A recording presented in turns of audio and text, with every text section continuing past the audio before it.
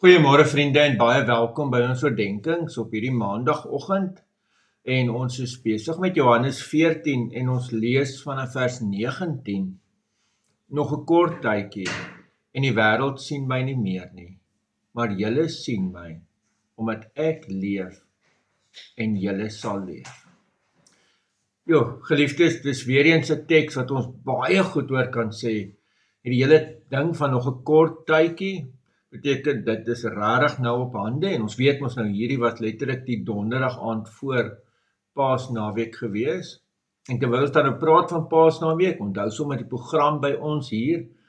Ons wil donderdag graag iets doen in Mooirivier, die donderdag aand rondom 'n nagmaal en dan Vrydagoggend 8uur 'n nagmaal in Escort en dan die oggend 10uur 'n nagmaal hier in Wenen.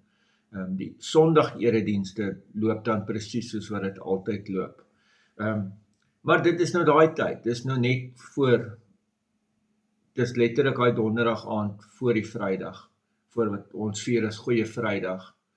En die wêreld sien my nie meer nie, en die wêreld dink is die einde.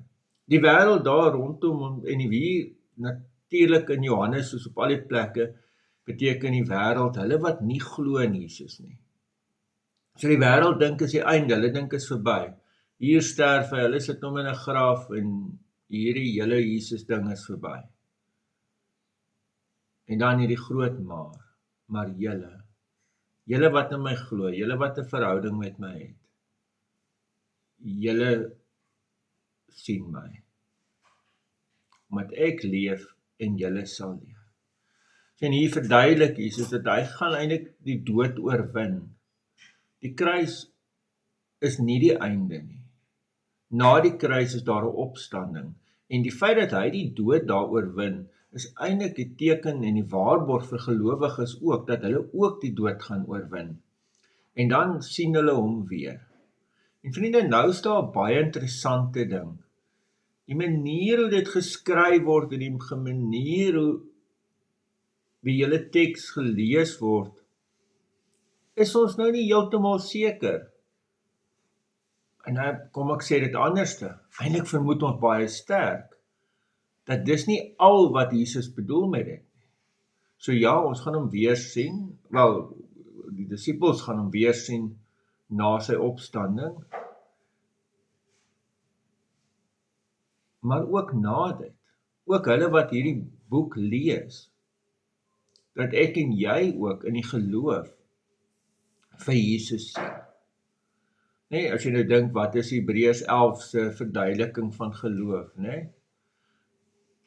Dat ek en jy ook die Here Jesus sien, omdat ons leef, omdat ons die ewige lewe gekry het, deur ons geloof in Christus, en deur die Heilige Gees wat in ons werk, dat ons klaar die Here Jesus sien, totdat ons hom dan in die hiernamaals van aangesig tot aangesig sien, of as die wederkoms voor dit gebeur.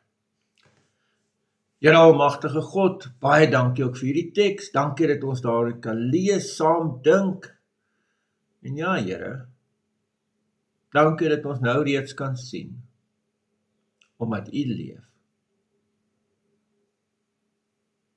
Wees met ons hierdie dag, bewaar ons en dra ons, in die naam van ons Here Jesus Christus. Amen. Vriende, mag jy 'n baie mooi, mag jy 'n baie geseënde dag hê. Totsiens.